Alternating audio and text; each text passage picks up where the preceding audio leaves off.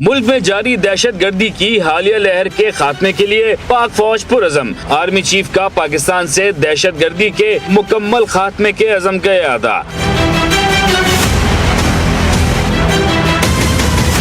ISPR کے مطابق army chief نے پشاور کور ہیڈ کوارٹر کا دورہ کیا۔ جنرل قمر جاوید باجوہ کو پاک افغان بارڈر سے متعلق بریفنگ دی گئی۔ سپہ سالار کو ملکی سیکیورٹی صورتحال اور ضم شدہ قبائلی اضلاع میں جاری ترقیاتی کاموں سے بھی آگاہ کیا گیا۔ پشاور کور میں جوانوں سے خطاب کرتے ہوئے آرمی چیف نے کہا کہ ملک سے دہشت گردی کے خاتمے کے لیے پاک فوج پرعزم ہے۔ شہداء کی قربانیاں رائے گاہ نہیں جانے دیں گے۔ پاکستان کا امن و سکون واپس لا کر ہی دم لیں گے۔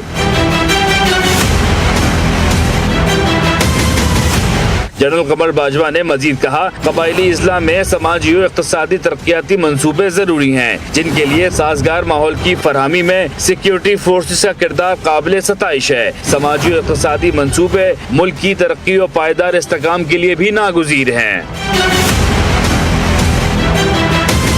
جنرل قمر جاوید باجوہ نے پاک فوج کے جوانوں، FC، لیوی، خاصہ دار فورس اور پولیس اہلکاروں کے ساتھ قبائلی عمائدین کو بھی خراج تحسین پیش کیا۔